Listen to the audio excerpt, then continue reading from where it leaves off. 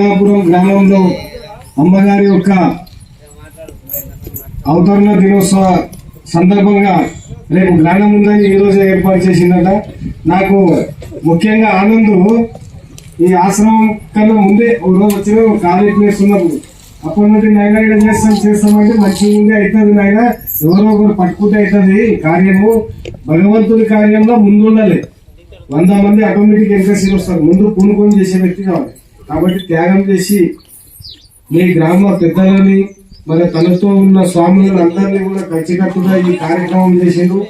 మీరు ఈ గ్రామం నుండి వచ్చిన మాతలకు మరి ఇక్కడ ఉన్న అన్నలకు అందరికీ కూడా ఎంతో పుణ్యవంతులు. మీరు ఏ విధంగా అంటే నేను చిన్నగా ఉన్నప్పుడు ప్లాన్ అంతా ఉన్న అమెరికా నేను పెద్ద షాపులకి వెళ్ళినా కార్లా, సాక్షాత్ అమెరికా నేను పోయినా, చిన్నగా గంట ఉన్నా, నేను కొద్దిగా జ్ఞానం ఉంది.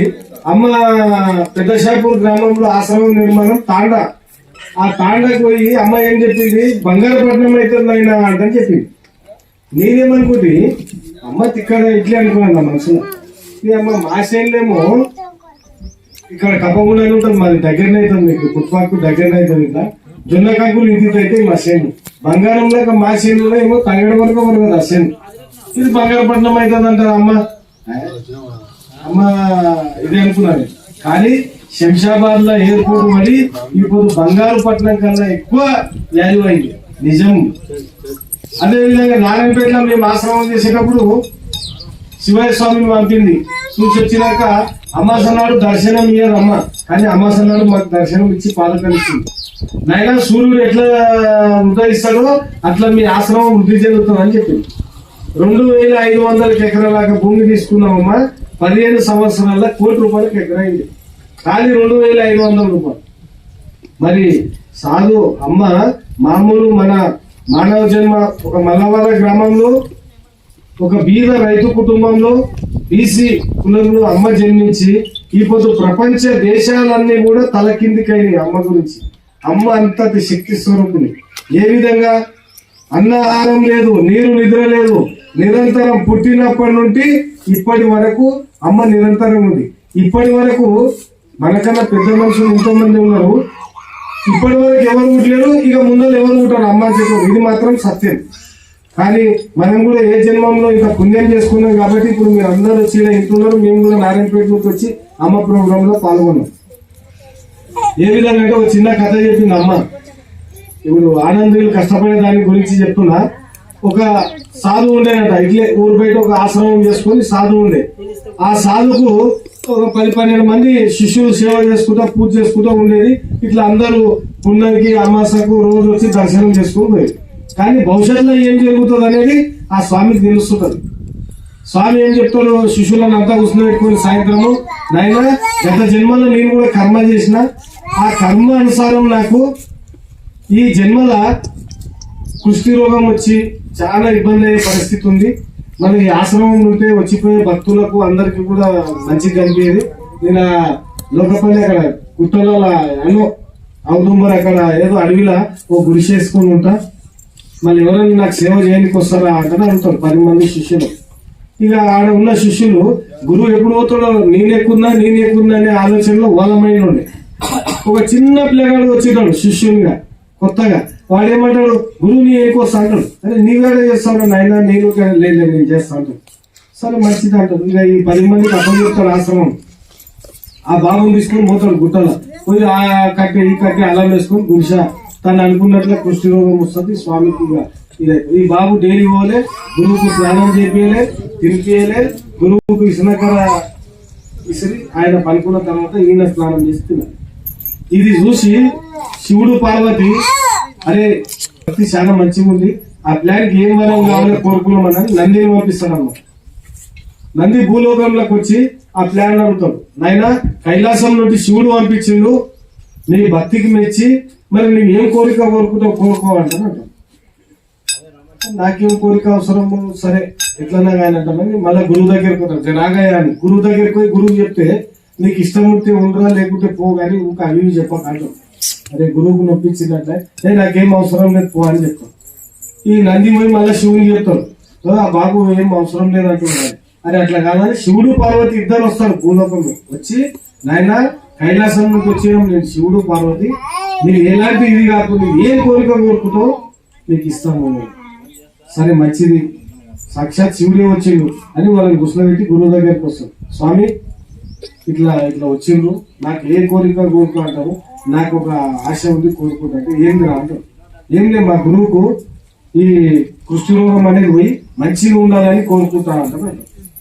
అంటే అప్పుడు స్వామీజీ ఏం చెప్తారు, నీ శాత కాకుంటే పోవని చెప్పి, నీవు ఇప్పుడు ఒకవేళ చెప్తావు పోయి ఆ శివుని అడుగుతావు, శివుడు ఏం చేస్తాడు నీ కోరికకు మెచ్చి నాకు రోగం తక్కువ చేస్తాడు, కానీ నా కర్మ అయితే అట్లే ఉంటుంది, దీని కొరకు మళ్ళా జన్మెత్తాను, కాబట్టి నాకు అవసరం లేదు, నీకు ఇష్టం ఉంది చేయలేకుంటే పోయి శివునికి పార్వతికి సాష్టాంగ నమస్కారం చేసి నాకు గురు సేవ చేసే శక్తి ఇంకా ఎక్కువ అయ్యండి స్వామి, నేను ఇదే కోరుకుంటా అంటారు. అట్లా ఈ రోజు వీళ్ళు కూడా కష్టపడి చేస్తుందంటే అమ్మ ప్రపంచమంతా నిండి ఉంది, అండ పిండ బ్రహ్మాండం అంతా నిండి ఉంది. శరీరంతో నైనా ఈ జన్మలించలేరు, ఈ జగత్తు మొత్తంలో నేను అనుష్ఠానంలో కూర్చొని నేను ఈ ప్రపంచం ఏ విధంగా నడపాలో ఆ విధంగా నడుపుతా అని చెప్పింది. కాబట్టి మొన్న ఎలక్షన్ల నేను చెప్తున్నా, నేనే ఎలక్షన్ లో నిలబడ్డా, కానీ ఒకటే ఎవరు గుట్ట కూడా పోయలేను, టైం లేక మన నారాయణపేట ఆశ్రమం కూడా పోయలేను. మా ఇంట్లో అమ్మ ఫోటో ఉంటుంది, అమ్మ ముందు నిలబడ్డా ఉదయం స్నానం చేసి, అమ్మ నాకు ఇప్పుడు టైం లేదు, కొన్ని రోజుల్లో ఎలక్షన్ ఉంది, మళ్ళీ నీ ఆశీర్వాదం కావాలి, నేను అవసరం అనుకుంటే నన్ను గెలిపి, నా సేవ అవసరం లేదనుకుంటే ఇంట్లో కూర్చోవాలంటని చెప్పిన. ఇక అమ్మకు ముఖ్యంగా అదే ప్రచారం నేను చేసిన. మా ఇంట్లో నా మిత్రులు అందరూ కూడా టెన్షన్ వాయపోయి వాళ్ళు ఇట్లా వీళ్ళు ఇట్లా అట్లా ఇట్లా ఎవరేమన్నా కానీ అమ్మకి చెప్పిన బరాబర్ నేను చేసిన. కాబట్టి మనం ఏం సంకల్పం చేస్తే అమ్మని నిస్వార్థంగా మనం ధ్యానం చేసుకొని అమ్మని గుడికి వచ్చి మీరు మొక్కిందనుకో, ఏ కోరికైనా నీ కోరిక నెరవేరుతుంది. కానీ అమ్మ కోరిక ఒకటే, జంతువు పని ఆపాలంట. నీకు ఒక చెంప మీద కొడితే ఎంత కోపం వస్తుంది కదమ్మా. మన ఒక జీవిని పోస్తుంటే అమ్మమ్మ అంటే అది ఎంత పాపం మనకు చుట్టుకుంటుంది. ఎవరిదైనా పుట్టిన దాని కొరకు ఆనందం చెప్పిన పుట్టిన ఎందుకు ఆ పాటలు. అయితే అమ్మ దగ్గరికి 100 మంది 200 మంది భక్తులు వచ్చిండ్రు, అమ్మ మీద కమ్మం మీద ఉంది. అమ్మ అడి పనులు అని మా జొన్న చేనులు మా శనగ చేనులు అన్ని తింటున్నాయి, ఏం చేయాలమ్మా అంటదని. మరి అమ్మమ్మ మీరేమో మేకల్ని గొర్రెల్ని తింటున్నారు, తిన్నప్పుడు అది ఏం చేసినాయి కొరకని ఇట్లా చేస్తాయండి, అడి పనులు జన్మ ఇచ్చినా మీ చేనులు అంతా తింటున్నాయి, ఇప్పుడు ఏం చేయాలంటే చెప్పి.